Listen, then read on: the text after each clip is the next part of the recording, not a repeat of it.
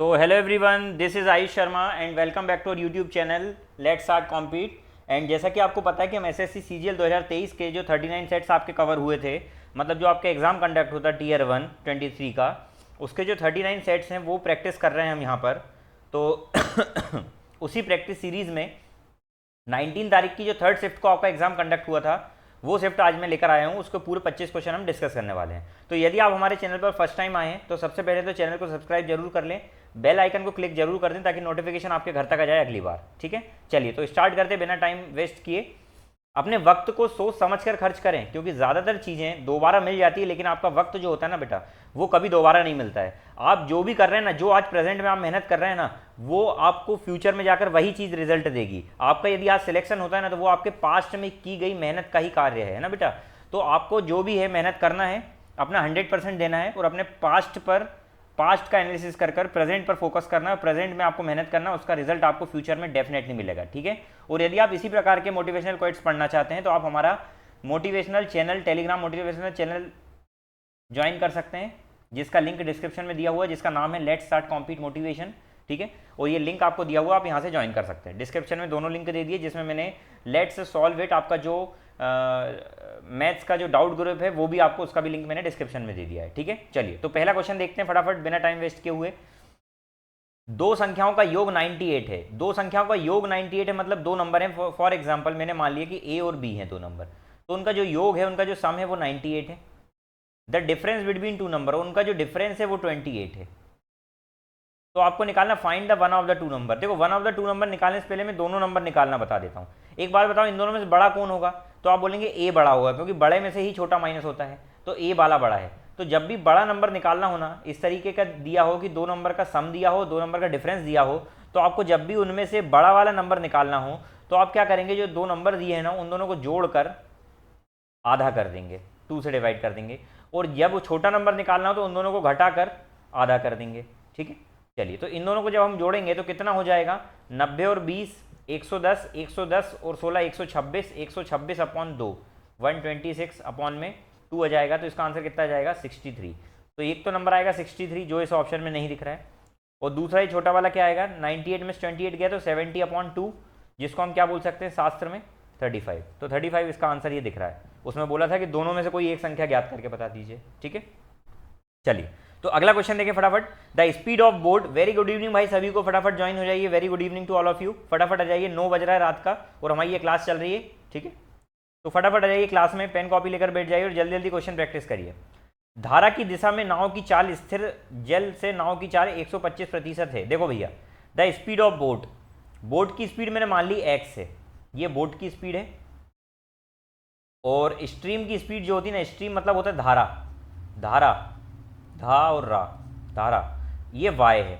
ठीक है, तो बोल रहा था speed of boat a down the stream. Down the stream का मतलब होता है इस तरीके से कि जहां पर धारा के साथ ही बोट भी चल रही है।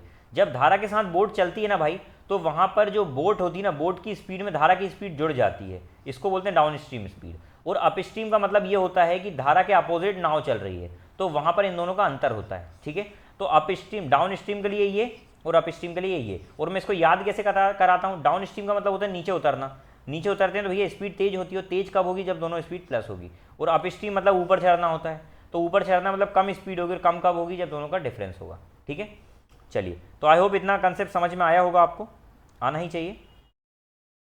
ठीक है, तो यहाँ पर बोला speed of boat down stream, तो स्पीड ऑफ बोट जो है ना, मतलब ये x प्लस वाई जो है वो कितनी दी हुई है? 125% of the speed in still water. मतलब जो स्टिल वाटर में बोट की स्पीड है, स्टिल वाटर में मैंने मान ली, अच्छा इसका कोई काम नहीं, हम पूरे फॉर्मूला मिटा देते हैं। ठीक है, तो अपन ने बोट की स्पीड क्या मान ली? बोट की स्पीड मैंने मान ली, माना कि बोट की स्पीड है x ही मान लें। ठीक है, x मत मानो आप, बोट की स्पीड मान लो 100। ठीक है, तो यहाँ पर वो बोल रहा है कि जो यहाँ पर धारा की स्पीड, मतलब स्पीड ऑफ बोट जो है ना, वो डाउन स्ट्रीम में कितनी है? तो डाउन स्ट्रीम में बोल रहा है वो इसका 125% है, तो 100 का 125% कितना होगा? 125 ही होगा। ठीक है, if the boat takes 30 minute to cover 20 kilometre, वो बोल रहा है यदि बोट मतलब x 30 मिनट लेती है 20 किलोमीटर डिस्टेंस कवर करने में, मतलब 20 किलोमीटर कवर करने में इसको 30 मिनट का समय यदि लगता है, तो यहाँ से ये मिनट को अगर हम आर में ले जाएंगे तो 60 का डिवाइड कर देंगे, मतलब अपोजिट साइड में, तो यहाँ 32 जा हो जाएगा।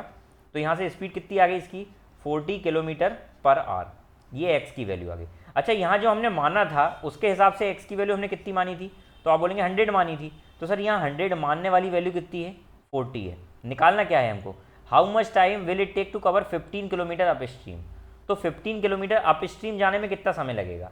तो सर पहले तो ये यहाँ पर एकदम वैल्यू निकाल लेते हैं। 100 की वैल्यू अगर 40 है तो x प्लस वाई हमने कितना निकाला था, 125।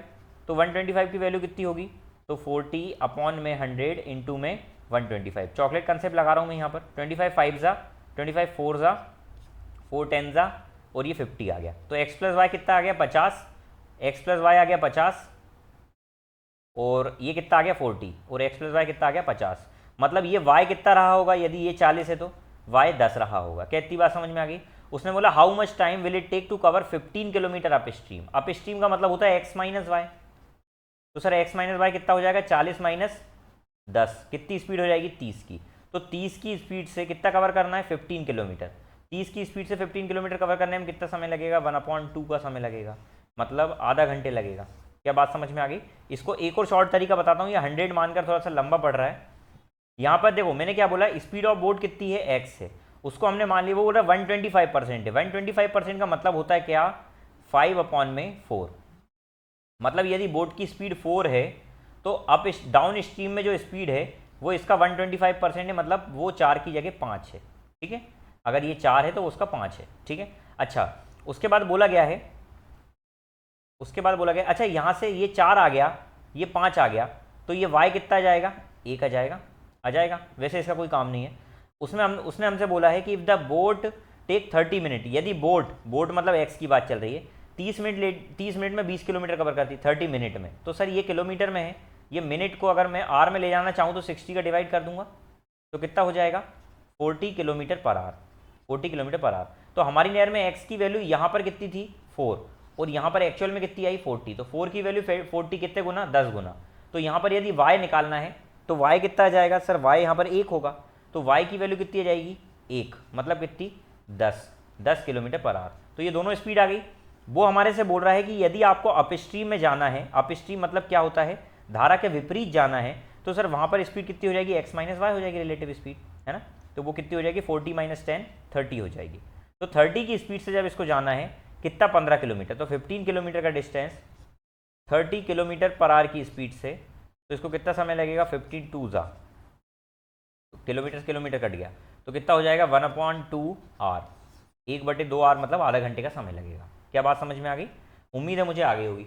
अगला क्वेश्चन ये देखो, 2 मिनट में पानी पीता हूँ, फटाफट देखिए ये क्वेश्चन।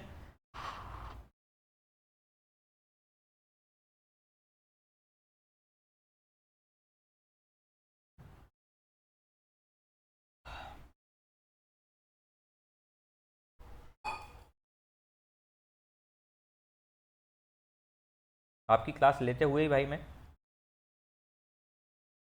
कॉफ़ी पी रहा हूँ। ठीक है, इतना समय ही नहीं मिल पा रहा है। देखें, Archana took a loan of 78,000 rupees from a bank. Archana ने 78,000 का लोन लिया बैंक से 24 जनवरी 2012 को। रेट ये है, और वो उसको पे करती है 18 जून को 2012 को। तो वो बताओ कितना अमाउंट पे करेगी। तो सर यहाँ पर ये प्रिंसिपल तो दिया हुआ है, मूलधन, उसके बाद रेट % भी दिया हुआ है, समय निकालने की ज़रूरत है। तो समय देखो, 24 जनवरी से बात चल रही है, जनवरी से जून तक की कहानी चल रही है, और ये है 2012 लीप ईयर होता है, आपको ये पता होना चाहिए।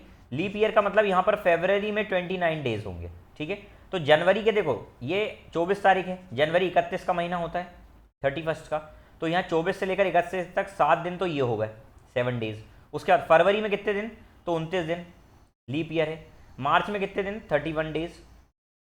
अप्रैल में 30, मई में 31, जून में कितने, तो सर जून 18 तारीख तक चल रहा है, तो 18 दिन ये हो गए। ठीक है, चलिए सबको जोड़ लेते हैं फटाफट।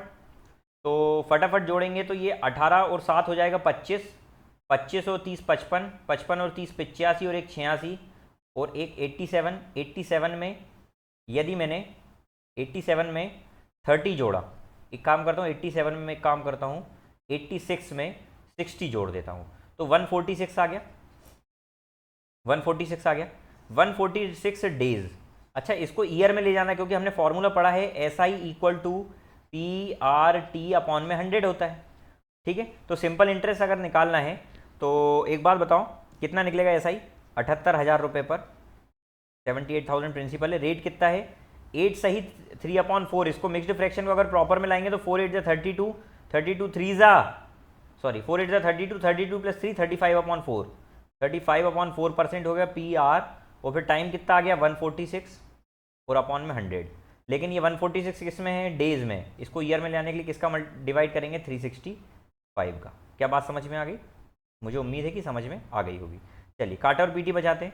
5 7 35, 5 7 35, 5 3 15।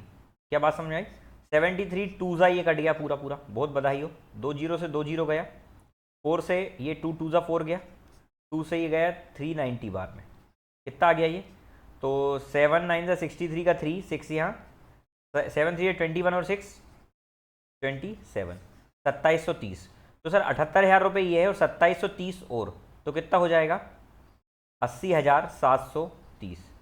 देखो इसके ही अप्रॉक्स आ रहा है। ये इतना डिफरेंस इसलिए क्रिएट हो रहा है भाई, मुझे ऐसा लग रहा है कि इनने ये लीप ईयर नहीं माना है। ये 28 दिन मान लिए तो एक दिन के फर्क से आ गया होगा। बाकी 80,730 इसका सही आंसर होना चाहिए और इसके अकॉर्डिंग इनने ऑप्शन भी बड़े दूर दूर दिए हैं, तो कोई गलत भी करता तो उसका आंसर भी सही आ जाता। ठीक है, तो 80,723 इसका आंसर है। ठीक है, फटाफट बताओ लिखकर कमेंट में समझ में आया है कि नहीं भाई? ठीक है,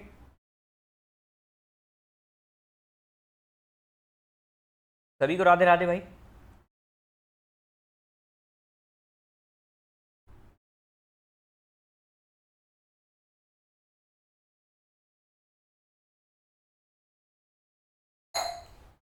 अगला क्वेश्चन देखिए। Mother told her daughter, mummy ने डॉटर से कहा 7 साल पहले I was 7 times age old you were then. वो बोल रहे हैं 7 साल पहले, मतलब प्रेजेंट से 7 साल पहले। मम्मी ये बोल रही है, कौन मम्मी बोल रही है? किससे? डॉटर से, कि मैं तुझसे 7 साल पहले मैं तेरा 7 गुना थी, मतलब मैं 7 गुना थी, मतलब तू कितना थी? 1 थी। ठीक है, उसके बाद बोला गया है ऑल्सो 3 ईयर्स फ्रॉम नाउ, मतलब आज से 3 साल बाद। अब यहाँ से 3 साल बाद नहीं करें, आज से, तो यहाँ से 3 साल बाद मम्मी बोल रही हैं कि आज से 3 साल बाद मैं तेरा 3 गुना होंगी। ठीक है, अच्छा मैंने बोला एज वाले क्वेश्चन में एक इंपॉर्टेंट कंसेप्ट होता है कि सर जो उम्र का अंतर आज होगा वही आज से 18 साल पहले होगा और हमेशा उतना ही अंतर रहेगा। 18 साल से मतलब नहीं, हमेशा उतना ही अंतर रहेगा। तो सर यहाँ पर अंतर कितना दिख रहा है? 6 का। यहाँ कितना अंतर दिख रहा है? 2 का। तो पहले तो अंतर सेम बनाएंगे, तो इस पूरे में मैं 3 का मल्टीप्लाई कर दूंगा तो ये कितना हो जाएगा? 3 3 9 और 3 1 3। देख लो इनका अंतर भी 6 हो गया और इसका अंतर भी 6 हो गया, तो अब हमारा सेटिस्फाई हो गया, तो इसको काट दो। तो सर यहाँ पर 7 से 1 रेशो, यहाँ 9 से 3 है। अब देखो किसके बारे में पूछ रहा है वो? Find the present age of mother and daughter, दोनों की प्रेजेंट एज पूछ रहा है। मुझे एक बात बताओ, यहाँ 7 से ये कितना हो गया? 9, और यहाँ 1 से कितना हो गया? 3। कितना बढ़ रहा है सर? ये 2 बढ़ रहा है। और यहाँ कितना बढ़ रहा है? देखो ये 7 और ये 3 10। तो सर 2 की वैल्यू कितने के बराबर? 10 के बराबर। तो 1 की वैल्यू कितनी आ जाएगी? 5 के बराबर। ठीक है, तो यहाँ पर 1 की वैल्यू 5 के बराबर, तो यहाँ मदर कितने की रही होगी? 30। 5 7 35, बिल्कुल मत करना। यहाँ पर 5 9 से कितना हो जाएगा? 45। 9 की वैल्यू कितनी हो जाएगी? 45। और यहाँ कितनी हो जाएगी? 5 3 15। क्या बात समझ में आ गई? ठीक है, अब आज से 10 साल पहले का पूछ रहा है। 10 साल पहले का मतलब क्या होगा? एक सेकंड, यहाँ पर सही करा ना, 5 9 45, 5 3 15।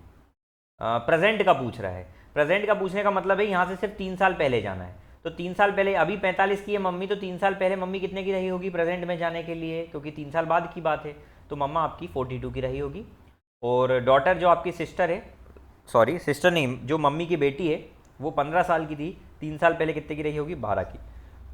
तो 42 और 12 इसका आंसर आ जाएगा। क्या बात समझ में आ गई? बात समझ में आना ही चाहिए। ठीक है, इसका एक तरीका और में मुझे लग रहा है कि आप कर सकते हैं। 3 1 7 3 4 10 1 2.5 सत्ते जमेगा नहीं, उससे आंसर नहीं आ रहा है, रहने दो। यही तरीका बेस्ट है जो मैंने बताया। ठीक है, देखें the following pie chart annual expenditure बता रहा है डिफरेंट आइटम पर, तो मिनिमम एंगल क्या बनेगा किसके लिए? अच्छा इनमें मिनिमम एंगल क्या बनेगा? तो मिनिमम एंगल के लिए सबसे पहले मिनिमम परसेंटेज कितना बन रहा है? 10%। सबसे कम परसेंट 10% है। तो सर 100% का मतलब आपको पता है 360 होता है, 360 डिग्री पूरा, तो 10% का मतलब 36 होगा, 36 डिग्री इसका आंसर है। इतने इजी क्वेश्चन पूछ रहा है।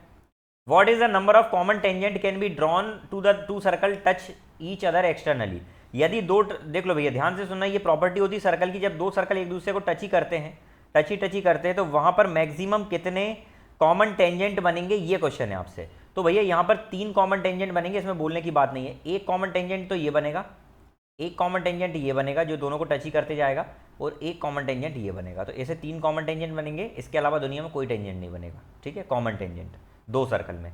चलिए 11 से डिविजिबल होता है या नहीं ये चेक करना है। तो 11 का नियम क्या होता है, सुन लो नियम क्या होता है। जैसे मैंने लिखा ABCDE, तो 11 का नियम बोलता है कि ऑल्टरनेट प्लेस, मतलब ये फिर एक को छोड़कर ये, फिर एक को छोड़कर ये, इन सबको जोड़ना है, मतलब A + C + E, और फिर जो बच रहे हैं वो B + D, फिर जोड़ना है B + D।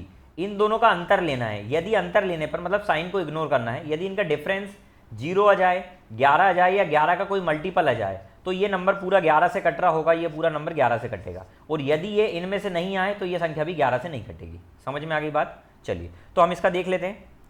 तो सर यहाँ पर अगर हम देखें ध्यान से, और मैंने ये विभाजिता के नियम पढ़ा चुका हूँ, आप प्लेलिस्ट में जाकर देख सकते हैं, कैलकुलेशन वाले में है ना, डिविजिबिलिटी रूल मैंने बता चुका हूँ, आप जाकर देख सकते हैं वो वीडियो, पूरे नियम समझ में जाएंगे। तो देखते हैं 0 + 4 4, और 4 और 9 कितना हो जाता है 13, 13 और 9 कितना होता है 13 और 9 होता है 22, और फिर ये कितना बचा है 5 2 7, 7 5 12, 12 गया तो कितना बचा 10, 10 11 से नहीं कटता तो ये नंबर भी नहीं कट रहा है। चलो ये देखो 0 3 3, 3 और 9 12, 12 और 9 12 और 9 21, और यहाँ पर देखो 5 2 7, 7 और 3 10। अच्छा इसमें से जब ये 10 घटाए कितना आया 11, ये कट रहा है सर, ये 11 आ रहा है ना इसका डिफरेंस, तो ये 11 कट रहा है सर। तो देखो ये ऑप्शन आ गया 11।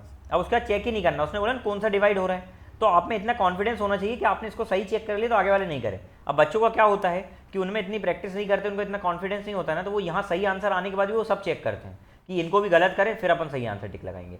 तो इतना कॉन्फिडेंस होना चाहिए, आपकी प्रैक्टिस पर इतना भरोसा होना चाहिए भाई कि आपने ये एक बार में इसको लाया ना तो यही आंसर होगा, और यदि पहले नंबर पर ये कट जाता ना तो इसको ये आंसर लिख देते। इतना कॉन्फिडेंस खुद पर होना चाहिए, जिस दिन इतना कॉन्फिडेंस आ गया उस दिन सिलेक्शन पक्का आपका, ठीक है। The number of mobile semi cards in 4 states, ठीक है, SIM cards, sorry semi cards नहीं सिम कार्ड्स, क्या हो गया है मुझे, 4 स्टेट और यूटीज़ में, यूनियन टेरिटरीज में, ये बार ग्राफ में शो कर रहा है। आपको बताना है कि दिल्ली में BSNL सिम कार्ड और एयरटेल सिम कार्ड की बिक्री का अनुपात क्या है। तो दिल्ली की बात चल रही है, दिल्ली कहाँ गया भैया, ये है दिल्ली, BSNL और दूसरा कौन सा बोला है BSNL का और एयरटेल का, BSNL और एयरटेल। तो दिल्ली में BSNL और एयरटेल ये दोनों हैं। तो BSNL का कितना दिख रहा है, तो BSNL यहाँ पर है सर 10, एयरटेल कितना है, तो सर एयरटेल यहाँ पर है 20। तो इनका रेशियो पूछा है, तो 1:2 का रेशियो बन रहा है। इतने सरल क्वेश्चन SSC को नींद लग गई है, मुझे लग रहा है सबसे ईजीएस्ट शिफ्ट हो सकती है, ठीक है। For acute angle sin theta + sin square theta = 1, तो इसकी वैल्यू निकालना है। एक बात बताओ, आपने जीवन में एक इक्वेशन तो पढ़ी ही होगी क्या, सर एक इक्वेशन पढ़ी हमने, cos square theta + sin square theta = 1। आप बोलेंगे सर हमने तो ये sin square theta + 1 cos square theta = 1 पढ़ा है, तो आगे पीछे लिख सकते हैं ना। अब इस इक्वेशन को यहाँ लिखो, तो इस इक्वेशन को यदि आप घूर कर देखें और यहाँ पर लिखें तो यहाँ पर क्या आ जाएगा sin theta + sin square theta. अब इसको कंपेयर करो जरा, सर ये 1 बराबर है, ये बराबर है, तो 100% यहाँ से cos स्क्वायर का मतलब क्या हो रहा है sin थीटा हो रहा है, cos स्क्वायर का मतलब क्या हो रहा है sin थीटा हो रहा है। तो इसको जरा ध्यान से देखो, इसमें लिखा हुआ है cos स्क्वायर, तो इसको वहीं रहने दो cos स्क्वायर, प्लस cos की पावर 4 थीटा को देखो, cos स्क्वायर 2 थीटा को 2 पावर हटाकर sin थीटा लिख सकते थे, तो इसको क्या मैं लिख सकता हूँ cos स्क्वायर थीटा का स्क्वायर, क्या लिख सकता हूँ, और ये cos स्क्वायर के साइन लिख दूँ मैं, तो क्या हो जाएगा, ये हो जाएगा cos स्क्वायर थीटा तो चल ही रहा था, और cos स्क्वायर की जगह हो जाएगा sin स्क्वायर, साइन और ऊपर स्क्वायर चल रहा था, तो ये sin स्क्वायर थीटा। तो भैया ये क्या होता है, ये आइडेंटिटी तो है सर 1 ही होता है, तो इतना समझाने की जरूरत नहीं थी। जो पढ़े लिखे हैं, जिनने पढ़ चुके पहले, उनको समझ में आ रहा होगा, इजी क्वेश्चन है ये भी, है ना। वैल्यू पुटिंग से भी कर सकते हैं आप। 2 पर्सन रनिंग करते हैं स्टार्ट 20 मीटर प्रति सेकंड और 30 मीटर प्रति सेकंड की स्पीड से अपोजिट डायरेक्शन में। यार ये क्वेश्चन तो सेम रिपीट हो गया, कल की शिफ्ट में मैंने आपको कल जो सेकंड शिफ्ट सॉल्व कराई उसमें यही क्वेश्चन था, और इस पर मैंने एक होमवर्क भी दिया था सोना और बाबू वाला। यदि नहीं देखी तो भाई 19 तारीख की सेकंड शिफ्ट देख कर आओ, बहुत इंपॉर्टेंट क्वेश्चन है। और सोना और बाबू वाला मैंने बोला था कि वो CHSL में आपका आया है 2021 में, और इंपॉर्टेंट क्वेश्चन है, और इसकी शॉर्ट ट्रिक के लिए मैंने एक होमवर्क भी दिया था, ठीक है। शॉर्ट ट्रिक क्या बताई थी कि जो स्पीड है उसका रेशियो ले लो, स्पीड का रेशियो लिया अपन ने तो क्या आ जाएगा 2-3। अपोजिट डायरेक्शन है तो इसका आंसर इन दोनों को जोड़कर आ जाएगा डायरेक्ट 5, ये आंसर है। और अगर वो सेम डायरेक्शन में जाने का बोलता तो इनका डिफरेंस आ जाता 1 आंसर, लेकिन उसने अपोजिट बोला तो यहाँ पर आंसर 5 हो जाएगा। ठीक है, चलिए अगला क्वेश्चन देखें। Sushant can type 12 pages in 6 minute. Sushant भैया जो है ना वो 12 पेज टाइप करते हैं कितने मिनट में? 6 मिनट में। तो हर एक मिनट में कितने टाइप कर रहे हैं सर? ये 2 पेज पर मिनट टाइप कर रहे हैं। सुशांत के बाद मेरी का बारे में क्या बोल रहा हूँ? मेरी मतलब कुछ नहीं, 6-12 मिनट में। तो सर ये हर 2 मिनट में 1 पेज टाइप करता है, मतलब इसको मैं बोल सकता हूँ आधा पेज पर मिनट में टाइप कर रहा है। वो बोल रहा है working together how many pages can be type in 32 minute. 32 minute में कितने पेज टाइप किए जाएंगे? तो एक बात बताओ, सुशांत जो है 1 मिनट में और मेरी दोनों 1 मिनट में मिलकर कितने पेज कर रहे थे? सुशांत कर रहा है 2 पेज और ये कर रही है आधे पेज, तो ये दोनों मिलकर सर 2.5 पेज कर रहे हैं, 2.5 पेज कर रहे हैं। अच्छा, इनसे 32 मिनट में करवाना है तो सर 1 मिनट में अगर 2.5 पेज कर रहे हैं तो 32 मिनट में कितने करेंगे? तो 32 का मल्टीप्लाई कर दो। क्या बात समझ में आ गई? तो 32 पंजे 160 का 16, 32 दूनी 64 और 6 80, 801 के पहले पॉइंट 80 इसका आंसर आ जाएगा। या फिर 32 का 2.5 गुना कितना होगा? तो 32 का 2 गुना 64 हो जाएगा, वो 32 का आधा और 16, 64 और आधा 16, 80, तो 80 इसका आंसर आ जाएगा। क्या बात समझ में आ गई? चलिए अगला क्वेश्चन देखें। R lends some money lends some money to S on which S pay 17,000 more to R। भैया बोल रहा है कि R कुछ मनी उधार देता है S को, जिस पर S उसको 17,000 रुपये ज़्यादा रुपये देता है, मतलब 17,000 रुपये ब्याज दे रहा होगा, सीधी सी बात है। अब R जो है वो S जो है वो T को देता है, S जो है वो T को देता है। तो यहाँ पर बोल रहा है कि जिस पर T S को 8.5% अधिक भुगतान करता है, मतलब यहाँ पर T जो है ना वो S को 8.5% अधिक करता है, मतलब ये इसको 8.5% देता है और यहाँ पर ये बोल रहा है ये इसको 17,500 रुपये ज़्यादा देता है। मतलब ये ब्याज जो S है ना वो इसको ब्याज 17,500 देता है और T इसको 8.5% देता है। वो बोल रहा है कितना मिनिमम अमाउंट यहाँ पर बोरो उधार लिया जाना चाहिए ताकि कोई लॉस नहीं हो, कोई भी लॉस नहीं हो। एक बात बताओ, उधार ले कौन रहा है? S ले रहा है ना, बीच में S बैठा हुआ है ना, S उधार ले रहा है और फिर इसको दे रहा है, तो इसको लॉस कब नहीं होगा? सर जब ये जितना ब्याज इसको दे रहा है ना, S को जितना ब्याज S दे रहा है उतना ही ब्याज वो यहाँ से कमा ले। तो सर यहाँ पर वो बोल रहा है 8.5% ले रहा है ज़्यादा और यहाँ बोल रहा है 17,500 ले रहा है, मतलब कहीं ना कहीं सर 8.5% की कीमत ही तो 17,000 दी हुई है, 17,000 दी हुई है। तो सर यहाँ से 1% की वैल्यू कितनी हो जाएगी? 2,000। तो यहाँ से 100% की वैल्यू कितनी हो जाएगी? 2 लाख रुपये। क्या बात समझ में आ गई? 100% कितना हो जाएगा? 2 लाख रुपये, और 100% मनी ही तो होती है CP, जो लैंड बोरो करते प्रिंसिपल। ठीक है, चलिए अगला क्वेश्चन देखें। Work done by 8 main completed in 10 days. ठीक है, उसने बोला है कि 8 आदमी मिलकर 10 दिन में काम कंप्लीट करते हैं। इसका देखो एक बहुत मस्त तरीका बताता हूँ। और सेम वर्क 12 दिन में कंप्लीट किया जाता है 10 वुमेन के द्वारा, ये 12 दिन में कंप्लीट करते हैं। उसमें बोला है आपसे कि 4 मैन और 4 वुमेन इसको कितने दिन में कंप्लीट करेंगे। ठीक है, अब एक बात बताओ मुझे सर, यहाँ पर ये 8 मैन अगर 10 दिन में कर रहे हैं तो 4 मैन यदि आधे आदमी लूँ तो उनको 20 दिन का समय लगेगा। बिल्कुल आना चाहिए ये क्वेश्चन। अच्छा, यहाँ पर 10 वुमेन है, मुझे यहाँ कितनी वुमेन से करवाना है? 4 वुमेन से। तो यदि 4 वुमेन निकाला तो मैं इसमें 2.5 का डिवाइड करूँगा तो 4 वुमेन आ जाएगी। मैं कर क्या रहा हूँ ध्यान से समझिएगा, इसका कंसेप्ट बेसिक भी बता दूंगा। सर यहाँ पर 8 वुमेन थी, यदि मुझे 4 वुमेन से करवाना है तो यहाँ मैं 2 का डिवाइड कर रहा हूँ। ठीक है, यहाँ पर 2 का डिवाइड कर रहा हूँ। जब यहाँ 2 का डिवाइड कर रहा हूँ ना तो समय में 2 का मल्टीप्लाई हो रहा है। समझ में आ रही है बात? और यहाँ पर देखो 10 वुमेन की जगह मेरे को 4 वुमेन से करवाना, मतलब मैं 2.5 का डिवाइड कर रहा हूँ तो यहाँ पर 2.5 का मल्टीप्लाई होगा, 2.5 का मल्टीप्लाई होगा। तो 12 2 24 और 6 कितना हो जाएगा? 30 डेज में। तो ये कर रहा है 30 दिन में। ठीक है, तो सर यहाँ पर बोला दोनों मिलकर कितना, तो देखो 4 मैन मिलकर 20 दिन में और 4 वुमेन मिलकर 30 दिन में। तो दोनों मिलकर कैसे करेंगे? तो ये LCM वाला याद है या नहीं आपको मेथड? दोनों का LCM मान लो 60 आ गया, मैंने ले लिया, तो यहाँ पर ये 3 आ गया, ये 2 आ गया, दोनों मिलकर करेंगे 5 की एफिशिएंसी से, कितना समय लगेगा? 12 लगेगा। क्या बात समझ में आ गई? मैं इसको दूसरा तरीका एक और बता सकता हूँ। तो ये तरीका आपको समझ में आया या नहीं? मैं एग्जाम में होता तो इसमें क्या करता, देखिए ध्यान से। मैं ये करता कि सर 8 आदमी मिलकर 10 दिन में कर रहे हैं, कितने आदमी की बात चल रही है? 4 आदमी की। तो 4 मैन मिलकर आधे का डिवाइड करा होगा तो 20 दिन में कर रहे होंगे। फिर 4 वुमेन की बात चले तो 2.5 का डिवाइड करेंगे, क्योंकि यहाँ पर 10 वुमेन के बारे में दिया है। 10 को 4 बनाने के लिए 2.5 से, मतलब इसका 2.5 से डिवाइड करेंगे, तो यहाँ से 2.5 का मल्टीप्लाई करेंगे तो 30 दिन आ गया। दोनों से मिलकर कराना, जब 2 लोग से मिलकर कराना, 4-4 चल रहे हैं ना, 4-4 के तो पूछा था, तो भैया इसका डायरेक्ट फॉर्मूला मैंने बताया ना आपको, 2 लोगों को सब साथ में कराते हैं तो दोनों का मल्टीप्लाई नीचे दोनों को जोड़कर, तो कितना हो जाएगा 600 अपॉन में 50, तो 12 इसका आंसर है। 12 इसका आंसर है। क्या बात समझ में आ गई? आई होप समझ में आ गई होगी। अगला देखें, ये दिया हुआ एलजेब्रा का क्वेश्चन देखें, x square minus 7x plus 7 is equal to 0। तो यहाँ पर यदि मैं सब में x का डिवाइड कर दूँ दोनों साइड, तो क्या होगा, ये डिवाइड करते ही हैं। क्यों करते हैं? क्योंकि हमको इस फॉर्म में लाना है। इस फॉर्म में कैसे आएगा सर, कि हम x प्लस 1/x तरीके हमने पढ़े ना, कि ये अगर k है तो ये कैसे निकालेंगे, तो इस पैटर्न में हम ला रहे हैं। तो जब इसमें एक्स स्क्वायर में x का डिवाइड होगा तो क्या बचेगा, x माइनस 7x में 7 का डिवाइड होगा तो 7 प्लस 1 में होगा तो 1/x इक्वल टू कितना जाएगा, 0 में x का डिवाइड 0 ही रहेगा, तो x प्लस 1/x, 7 को उधर ले गया तो कितना हो गया 7। तो सर ये क्या होता है, x square minus 1/x square क्या होता है?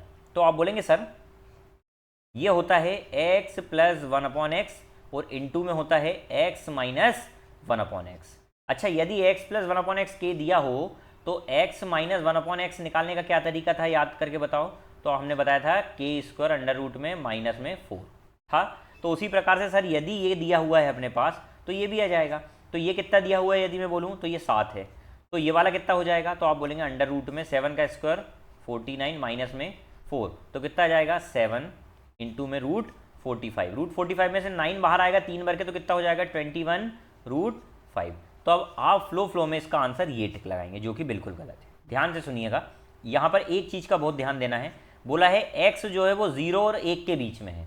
x 0 और 1 के बीच में होने का मतलब ये है, ध्यान से सुनिएगा, ये आंसर इतना समझ में आ गया। अब ये माइनस में क्यों है उसका मैं तरीका बता रहा हूँ। आपने इतना लिख लिया तो मैं इसको रब कर रहा हूँ, पूरा बताता हूँ मैं इसका तरीका कि माइनस में क्यों आ रहा है। यहाँ से हमने क्या सीखा सर, x प्लस 1/x और यहाँ x माइनस 1/x। सर यहाँ पर प्लस वाला है तो x कुछ भी हो प्लस का है ना, तो यहाँ से तो प्लस ही रहेगा आंसर। माइनस यहाँ से कैसे आएगा, ध्यान से सुनना, क्योंकि आंसर माइनस ही आ रहा है और वो कैसे आ रहा है मैं वो समझा रहा हूँ आपको। जो लोग प्रैक्टिस नहीं करते ना, जिनको कंसेप्ट नहीं पता होता ना, वो यहाँ अटकते, जो रट कर जाते हैं ना वो इसको टिक लगा के आएंगे, और ये गलत हुआ होगा बहुत सारे बच्चों का। तो अब मैं यहाँ बता रहा हूँ कि देखो x की वैल्यू 0 से 1 के बीच में है। 0 से 1 के बीच का मतलब है कि भैया 0.1 हो सकती है, 0.2 हो सकती है, इस तरीके की। तो जब हम यहाँ पर ये लिखेंगे ना, तो सर यहाँ पर तो ये मान लो 0.1 हो गई, ये मैंने लिख दिया, ये मान लो 0.1 ही मान ली मैंने, ठीक है, 0 और 1 के बीच में 0।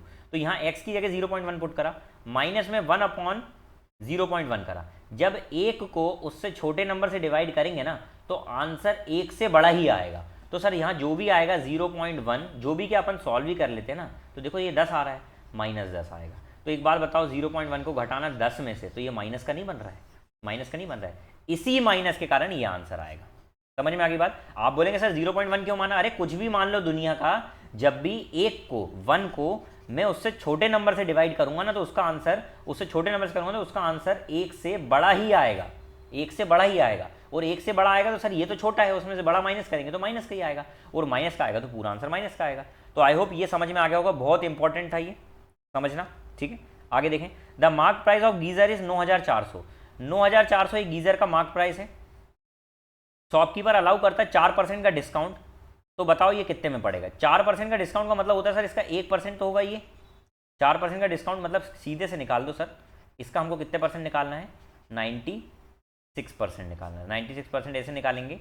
मुझे ये मल्टीप्लाई करने में बड़ा आलस आता है, लेकिन ये कहीं ना कहीं 95 माइनस 1 और ये 95 प्लस 1 बन रहा है, ठीक है। 95 का इसका कितना हो जाएगा, 9 10 या 90, 90 25 माइनस में 1, तो कितना हो जाएगा 90 24। अब आपके मन में क्वेश्चन आ रहा होगा सर ये करा किस है। ध्यान से सुनो भाई, 94 और 96 का मल्टीप्लाई करना, तो ये क्या बनेगा 95 माइनस 1 लिख सकते हैं इसको, और इसको क्या लिख सकते हैं 95 प्लस 1 लिख सकते हैं। अच्छा ये a plus b, a minus b क्या हो जाएगा, 95 का स्क्वायर माइनस 1 का स्क्वायर हो जाएगा।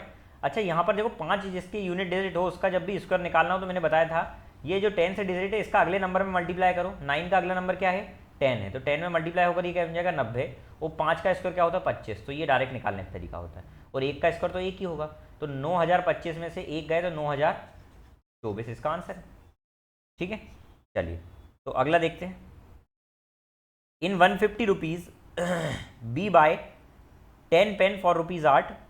देखो वो बोल रहा है 150 रुपये में, मतलब 150 रुपये ये खर्च कर रहे हैं टोटल, उसमें ही 10 पेन खरीद लिए जाते हैं 8 रुपये की दर से, मतलब यहाँ पर उसने 10 पेन खरीदे 8 रुपये की दर से, ठीक है सर। उसके बाद 10 इरेजर खरीदी 5 की रेट से। उसके बाद उसने कुछ शार्पनर खरीदी, मैंने बोल दिया एक्स शार्पनर खरीदी 4 रुपये की दर से। तो सर यहाँ से देखूँ मैं तो 150 रुपये टोटल खर्च करे, यहाँ 80 रुपये खर्च कर दिए पेन पर, प्लस रबर पर कितने कर दिए 50 रुपये, और प्लस यहाँ पर कितने कर दिए 4x कर दिए। जब ये 130 इसमें से माइनस होगा तो कितना 20 आ जाएगा, तो x की वैल्यू कितनी आ जाएगी 5। मतलब यहाँ पर शार्पनर कितनी थी सर, x जो माना था वो 5 थी, शार्पनर 5 थी। क्या बोला है, what is the average price of item in rupees, पूरे आइटम का एवरेज प्राइस क्या है। तो एक बात बताओ मुझे, शार्पनर 5 आ गई, इसको ध्यान रखना बस, शार्पनर 5 आ गई, बस इसको ध्यान रखना था।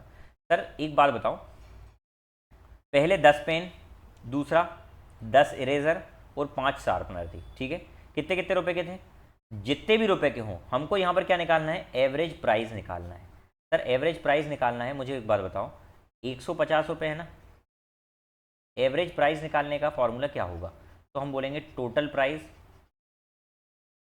अपॉन में क्वांटिटी, यही तो होगा ना। तो सर टोटल प्राइस कितना हो रहा है, तो टोटल प्राइस हो रहा है 150 रुपीज़। अच्छा क्वांटिटी कितनी हो रही है टोटल, 10 10 20 और 5 25, 25 6 150 होता है। मैंने कल एवरेज बताया था कि एवरेज क्या होता है, टोटल अपॉन में क्वांटिटी, नंबर ऑफ क्वांटिटी कितनी है, तो टोटल प्राइस कितना हो रहा है वो, और क्वांटिटी कितनी है वो, तो ये डिवाइड करके अपना आंसर आ गया, ठीक है। चलिए अगला क्वेश्चन, 17 वुमेन नहीं 17 वुमेन नहीं, 10 women can do a piece of work in 6 days. 10 women 10 महिलाएं 6 दिन में एक काम कंप्लीट करती है, 6 मैन एक काम को 5 दिन में कंप्लीट करते हैं। यदि ये सभी मिल जाए तो पूरा काम कितने दिन में फिनिश होगा। भैया जब इनको मिलाने का बोले ना तो इन पे इग्नोर ही नहीं करना, इन दोनों को एक करके लिख देना, और मैंने बताया इसका तरीका, दोनों को मल्टीप्लाई और नीचे दोनों का प्लस, इससे शॉर्ट तरीका तो कुछ होता ही नहीं है भैया जो मैंने समझाया। ये 6 5 तो 30 अपॉन में 11, तो 11 2 22 और कितना बचा 8। तो ये तो हो गया भैया उड़ाने वाला तरीका, और अब समझने वाला तरीका आप लोगों के लिए बता देता हूँ। सर 10 वुमेन एक काम को कर रही हैं कितने दिन में, 6 दिन में। उसी प्रकार से उतना ही काम 6 मैन कर रहे हैं कितने दिन में, 5 दिन में। चलो 5 से दूनी 10 है ना, 6 से ये 6 कटा, तो वुमेन अपॉन मैन कितना आ जाएगा 1 अपॉन में 2, ये एफिशिएंसी आ गई। तो टोटल वर्क किसी भी एक का इस्तेमाल करके निकाल सकते हैं, या तो ये ले लो या ये ले लो, टोटल वर्क ही तो है। तो मान लेते ये पहला वाला ले लेते, 10 वुमेन 6 दिन में कर रहे हैं, तो वुमेन कितनी है 1, तो 10 इंटू 1 एफिशिएंसी है ना वुमेन की, इंटू 6, तो कितना हो जाएगा 60। तो टोटल वर्क कितना हो गया 60। किससे कराना है, यदि वो सभी मिल जाते हैं तो कितने दिन में करेंगे, तो सभी मिल जाने का मतलब क्या कि 10 वुमेन और 6 मैन को मिलाना है। तो सर 60 काम कराना किससे, 10 वुमेन से। 10 वुमेन मतलब हर एक वुमेन कितना कर रही है, एक काम, तो 10 इंटू एक काम, प्लस 6 मैन कितना करेंगे, हर एक 2, तो ये 60 अपॉन में 22, तो ये कितना आ जाएगा 11 2 8, 2 सही 8/11। क्या बात समझ में आ गई सभी को। चलिए अगला देखें, एक और देख लें इसका तरीका। 10 वुमेन जो है वो 6 दिन में कर रही है, 6 मैन जो है वो 5 दिन में कर रहे हैं, तो इन दोनों का एलसीएम लेकर 30 आ जाएगा आंसर, ठीक है। इसकी एफिशिएंसी 5, इसकी एफिशिएंसी 6, दोनों से मिलकर कराना, तो इन दोनों को जोड़कर डिवाइड कर दो, 6 पंजे 6 और 5 11, तो ये हो जाएगा 11 2 22 और 8 बचा, ठीक है। तो ऐसे भी कर सकते हैं। चलिए अगला क्वेश्चन देखें, ए बी सी और पी क्यू आर सिमिलर हैं। देखो सिमिलरिटी क्या होती है, जहां इनके रेशियोज बराबर हो, तो A B C P Q R के बराबर है। ए बी सी में ए बी कितना है 4 है, पी क्यू कितना है, पी क्यू कहाँ गया 6 है, क्यू आर कितना है 9 है, आर पी कितना है 12 है। Then find the perimeter. भैया इनके रेशियोज बराबर होते हैं, सिमिलरिटी ये बोलती है, ठीक है। तो इनका आपको पेरीमीटर निकालना है, find the perimeter of A B C, ठीक है। तो जिस रेशो में इनकी साइड होगी ना उसी रेशो में इनका पेरीमीटर होगा, ठीक है। अच्छा साइड किस रेशो में, करेस्पॉन्डिंग साइड, मतलब इसकी ये वाली साइड तो इसकी भी ये वाली साइड। कैसे देखना है, यदि ए बी साइड देख रहे हैं तो इधर भी पी क्यू साइड देखेंगे, ऐसा। इधर डायग्राम से कंपेयर नहीं करना है, इधर की ए बी ली शुरुआत के 2, तो इधर भी पी क्यू शुरुआत के लेना। तो ए बी 4 है, ये 6 है, तो इनका रिलेशन क्या बन रहा है 2 2 4 2 3 6, मतलब 2/3 है, ठीक है। तो उसी प्रकार से यदि मुझे इसको निकालना है कि इसका पेरीमीटर क्या है, तो यहाँ पर टोटल पेरीमीटर कितना हो रहा है, तो आप जोड़ेंगे सर 12 और 6 18, 18 में जोड़ा तो 27, तो सर 27, इनका रेशो भी क्या होगा, 2:3 होगा। तो यदि 3 की वैल्यू 27 तो 2 की वैल्यू 18, तो इसका पेरीमीटर 18 हो जाएगा। ये तरीका हो गया पहला तरीका। और दूसरा तरीका मैं क्या बताता हूँ वो भी समझ लो। दूसरा तरीका क्या है वो भी समझ लो, पूरे मिटा देते हैं। देखें दूसरा तरीका, देखें फटाफट जल्दी से देखें सभी लोग। मैंने बोला ये ट्राइंगल में A B C, A for apple, B for ball, C for cute, P Q R. A B कितना है यहाँ पर सर 4 सेंटीमीटर, पी क्यू कितना है 6 सेंटीमीटर, क्यू आर कितना है 9, आर पी कितना है 12। ठीक है, और कुछ दिया है क्या भैया, नहीं दिया है। तो मैंने बोला जो साइड का रेशो होगा, मतलब जो A B upon P Q का रेशो बन रहा है ना, वही पेरीमीटर का भी रेशो होता है, P one upon P two. क्या बात समझ में आ गई। चलो तो ए बी कितना दिया है 4, पी क्यू कितना दिया हुआ है 6, इक्वल टू में पी वन कितना है वही तो निकालना है, एक्स मान लेते हैं। पी टू कितना है, पी टू का मतलब सेकंड का पेरीमीटर, तो सेकंड का पेरीमीटर कितना है 27 है। ठीक है, 3 2 जा 6, 3 9 जा 27, 2 2 जा 4, 9 2 जा 18, तो एक्स कितना आ गया 18 आ गया। तो ये बिल्कुल जिनका दिल कमज़ोर है वो इस तरीके से करें बेटा, कमज़ोर दिल वाले शॉर्ट में ना करें। देखें थर्ड प्रपोर्शन निकालना है। यदि 2 नंबर दिए हुए हैं और हमको बोला कि तृतीय समानुपाती निकालिए थर्ड प्रपोर्शन, तो इसका तरीका ये है कि दूसरे नंबर का वर्क करके पहले से डिवाइड कर दो। ये तरीका थर्ड प्रपोर्शन निकालने का, तृतीय समानुपात। तो दूसरे नंबर का वर्क करेंगे, मतलब 35 इंटू 35, वो पहले से भाग कर देंगे। 5 25, 5 7 35, 5 25, 5 7 35, सत्तू सत्तू 49, 49 is the answer of this particular question. अगला question, the salaries of father mother and daughter कितनी है 2 3 5, what will be the ratio of their salary if their increase in 15 10 और 20%। क्या हो जाएगी भैया, तो मैंने बोला था आपको, ये बताया भी है 20 30 50 मान लो, 15% बढ़ाना, 20 का 15% कितना होगा 3 बढ़ जाएगा, तो कितना हो जाएगा 23। कैसे निकाला सर आपने, किसी भी नंबर का 10% क्या होता है, एक जीरो हटा दो तो 10% ये हो गया, वो 5% और तो 1 तो 3 बढ़ गया। 30 का 10% कितना होगा 3, तो 33 हो जाएगा ये। 50 का 20% कितना होगा, तो 10% 5, वो 20% 10, तो 10 बढ़कर कितना हो जाएगा ये 60 हो जाएगा। यही रेशियो तो पूछा गया आपने से। ठीक है, तो इस तरीके से आपको सॉल्व करना है इसको। बता चुका हूँ, पिछले जो सेशन आपके कंप्लीट हुए ना उनमें सेम क्वेश्चन आया हुआ है, आप देख सकते हैं पुरानी क्लासेस। ठीक है, और लगभग हमारे भाई बहुत सारी क्लासेस कंप्लीट हो चुकी है, अप्रॉक्स अपने 300 के समथिंग क्वेश्चंस कंप्लीट हो चुके हैं, 350 के समथिंग क्वेश्चन हो चुके हैं। ठीक है, तो आपने प्रैक्टिस नहीं करी तो जाकर करें प्रैक्टिस, टाइम पास नहीं करें। ठीक है, to have a surface area 9 pi square unit of a ball, वो बोल रहा है बॉल का सरफेस एरिया यदि 9 पाई स्क्वायर चाहिए, ठीक है, तो वो बोल रहा है कि what should be the diameter. तो डायमीटर क्या होना चाहिए, बॉल की बात चल रही है, तो बॉल मतलब होता है स्फेयर, बॉल मतलब होता है स्फेयर, स्फेयर का सरफेस एरिया क्या होगा, तो वो होगा 4 पाई आर स्क्वायर। ठीक है, बॉल का सरफेस एरिया क्या होता है, सरफेस एरिया ऑफ स्फेयर, तो वो ये होता है जो मैंने आपका लिखा है। ठीक है, स्फेयर मतलब बॉल भी बोल सकते हैं, गेंद जो आपकी होती है ना जिससे आप पिट्टू खेलते थे बचपन में वो। ठीक है, तो यहाँ पर sir 9 pi equal to 4 pi into r square, pi पाई गई। ठीक है, तो आर स्क्वायर कितना आ जाएगा, तो आर बोलेंगे आप 9/4, और यहाँ स्क्वायर चल रहा है तो ये हटाकर ये रूट लग जाएगा, तो कितना हो जाएगा 3/2 हो जाएगा, मतलब इसको मैं 1.5 बोल सकता हूँ। तो रेडियस आ रही है आपकी 1.5, तो यही आपका आंसर नहीं होगा क्योंकि उसने डायमीटर पूछा है। तो सर डायमीटर क्या होगी, रेडियस का डबल होगी, तो वो 3 सेंटीमीटर होगी। तो सर 3 सेंटीमीटर इसका आंसर आएगा। ये गलत दिया था आपके एग्जाम में, हो सकता है इस पर किसी ने ऑब्जेक्शन किया हो, तो 3 सेंटीमीटर इसका आंसर आएगा। या तो इसको रेडियस पूछना था, इसने डायमीटर पूछा है तो ये एरर है ना, एसएससी ऐसे सिली मिस्टेक करता रहता है। The area of sector of a circle whose radius is इतना एंड सेंट्रल एंगल इज इतना।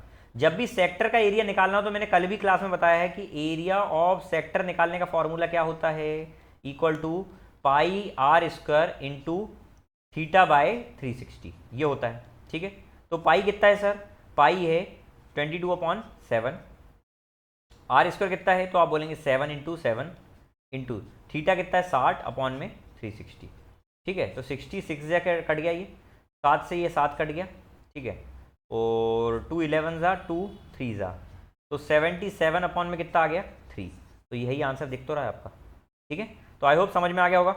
अगला क्वेश्चन देखें, 65% ऑफ इतना, इतने परसेंट ऑफ इतना, इतने परसेंट ऑफ इतना 158, चलो निकाल लेते हैं। 35% कितने किसका, 350 का, तो निकाल लेते हैं भैया। 65% हटा कर नीचे 100 इंटू में 350, ऑफ मतलब इंटू होता है, माइनस में क्वेश्चन मार्क को x% मान लूँ, x% हटा कर नीचे 100 इंटू में 250, प्लस, अच्छा इसका तो 40% डायरेक्ट निकाल दोगे, 10% 12, तो 40% 48 हो जाएगा डायरेक्ट, इक्वल टू 158। ये इधर जाकर माइनस होगा तो 110 डायरेक्ट लिख दो, ठीक है।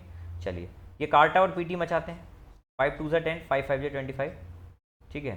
सुन सबा सुन प्यार की धुन, 5 2 10, 5 7 35, तो 7 5 35, 420 और 35, 455 अपॉन 2, 455 अपॉन में 2 माइनस 5x अपॉन 2 बराबर में 110। कॉम्प्लिकेटेड नहीं लग रहा है, लव लव स्टोरी जैसा। 220 इधर आ जाएगा, 2 का उधर मल्टीप्लाई होने के बाद, और 455 5x यहीं रहेगा, और ये 455 में से माइनस होगा, इक्वल टू में 455 माइनस में 220, तो कितना बचेगा, 220 माइनस होगा तो आप बोलेंगे सर 2 3 5 235, तो x कितना जाएगा, 5 4 जा 20, 5 7 35, 47 आ जाएगा, ठीक है। तो बस सॉल्व करना था और जीवन में कुछ नहीं था इसमें, ठीक है। सॉल्व भी करना था, एक बार और देख लो। 65% मतलब होता है 13 अपॉन में 20, सीधी सी बात है, इनटू में 350, माइनस में x परसेंट ऑफ, परसेंट हटाकर परसेंट रहने दो, ऑफ 250, ठीक है, प्लस 40%, तो ये 48 उधर जाकर माइनस होगा तो 110 मैंने डायरेक्ट लिख दिया, ठीक है। ये 0 से 0 काट दो, 35 350 और 105, तो आ रहा था इसका आंसर 13 5 65 का 5 6 यहाँ, 13 दिए 39 और 6 45, 455 अपॉन में 2, माइनस में ये जब परसेंट हटाऊंगा नीचे 100 आएगा, 25 4 जा 25 10 जा, तो 2 जा 5 जा, तो 5x अपॉन 2 आ जाएगा, इक्वल टू में 110 आ जाएगा। 2 को उधर भेजा कॉमन लेकर तो कितना हो जाएगा, 220 हो जाएगा, ठीक है। अच्छा ये 220 कब आएगा, ये 220 कब आएगा, जब ये कितना होना चाहिए, तो आप बोलेंगे सर ये 220 जब आएगा जब ये कितना होना चाहिए, 2 3 5 होना चाहिए, 235 होना चाहिए। अगर ये 235 है तो 5x बराबर 235, तो x कितना हो जाएगा, 5 4 20, 5 7 35, 47 इसका आंसर आ जाएगा, ठीक है। अगला क्वेश्चन देखें, 2 cos x बराबर इतना दिया हो तो ये निकालें। तो भैया इस क्वेश्चन में मैं ये बोलता हूँ, कॉट दिया है ना, कॉट, तो आप डायरेक्ट कॉट निकालो यहाँ से। कॉट कैसे बनेगा, यदि मैं कॉस में साइन का डिवाइड कर दूँ तो मैं ऊपर नीचे साइन साइन का डिवाइड कर दूँ, तो 2 cos अपॉन साइन क्या होगा, पूरे में यदि मैं ऊपर नीचे कॉस का साइन का डिवाइड कर दूँ तो ये पहला वाला बन जाएगा cot X minus sine X divide 1 हो जाएगा, फिर 2 कॉट एक्स प्लस 1 हो जाएगा, ठीक है। अच्छा कॉट कितना दिया हुआ है, 5/2, पुट कर दो, 2 इंटू 5/2 माइनस 1, 2 इंटू 5/2 प्लस 1, तो 2 से 2 गया, 2 से 2 गया, 5 में से 1 गया 4 और 1 6, 2 दूनी 4, 2 3 6, तो 2/3 इसका आंसर हो जाएगा। क्या बात समझ में आ गई, आना ही चाहिए। वो बोल रहा है ए बी सी ट्राइंगल दिए हुए हैं और डी ई एफ ट्राइंगल दिया हुआ है, ए बी सी, फिर दूसरा कौन सा है, डी ई एफ, ठीक है। उसमें बोला है A B upon D, A B upon में डी ई, मतलब इनका जो रेशियो है वो बराबर किसके है, बी सी ये वाली के अपॉन में, मतलब इन दोनों का रेशियो बराबर है B C upon F D K, F D K, ये इसके। तो बताओ कौन सा और बराबर सिमिलर होने के लिए क्या होना चाहिए, तो भैया तीनों का रेशियो सेम होता है, तो अब बच कौन सी रही, ये वाली साइड, तो ए सी, और अगला इसका, इसकी कौन सी होना चाहिए, ये वाली ई एफ, तो ए सी और ई एफ भी बराबर होना चाहिए। ये तो साइड है ही, ठीक है, पर इसने हमसे एंगल में पूछा है, एंगल में क्या बराबर होना चाहिए। तो यदि इनको हमको बोल रहा है सिमिलर बनाना है तो एक कॉन्ग्रुएंसी होती है साइड एंगल साइड कॉन्ग्रुएंसी, ठीक है। इसमें ये रेशियो वाला कंसेप्ट नहीं आ रहा है। साइड एंगल साइड कॉन्ग्रुएंसी क्या बोलती है कि दो साइड के बीच में यदि एक एंगल बराबर है तो वो सिमिलर है। तो सर ये दोनों साइड यदि आपस में बराबर है, ये दोनों साइड का रेशियो आपस में बराबर है, तो सर इनके बीच का जो एंगल है ना, इनके बीच का जो एंगल है ये भी बराबर होगा, ठीक है। तो साइड एंगल साइड कॉन्ग्रुएंसी लग जाएगी। तो यहाँ पर एंगल बी बराबर होना चाहिए किसके, एंगल डी के, ये वाला एंगल था, ये वाला, इन दोनों के बीच वाला, ये वाला, ठीक है। क्या बात समझ में आ गई, क्योंकि यहाँ पर बोला था ए बी अपॉन डी, तो ए बी ये हो गया और डी कौन सा है, ये हो गया। उसके बाद कौन सा बोला, बी सी, तो बी सी ये हो गया, और दूसरा एफ डी कौन है, ये एफ डी। तो सर इसके बीच का एंगल ये वाला और इसके एंगल ये वाला, वो दोनों भी बराबर होंगे, ये वाला, ठीक है। चलिए तो ये सिमिलरिटी पढ़ के और समझ में आ जाएगा। अगला क्वेश्चन बचा नहीं है, इतने ही क्वेश्चन थे। तो ये शिफ्ट मुझे लगी सबसे ईजी, मैं अभी तक जो करा रहा हूँ क्वेश्चन, मुझे उसमें ये 19 तारीख की थर्ड शिफ्ट मुझे सबसे ईजी लग रही है, ठीक है। तो इजी लगने का मतलब ये है कि थोड़ा सा इजी है, इसके क्वेश्चंस इजी आए थे, नॉर्मलाइजेशन होकर मार्क्स होंगे क्योंकि एसएससी भी आजकल नॉर्मलाइजेशन करने लगा है। ठीक है, तो आई होप आपको समझ में आ गई होगी क्लास, पूरे क्वेश्चन बहुत अच्छे से समझ में आए होंगे। और यदि समझ में आए तो भाई सेशन को लाइक जरूर करें, चैनल को सब्सक्राइब जरूर करें ताकि नोटिफिकेशन अगली वीडियो को आपके पास तक आ जाए, घर तक आ जाए। ठीक है, अगली वीडियो में मिलते हैं 19 तारीख की 4th शिफ्ट के साथ। ठीक है, चलिए, तो तब तक के लिए अपना ध्यान रखिए, मिलते हैं अगली क्लास में। ठीक है, तो जय हिंद, वंदे मातरम।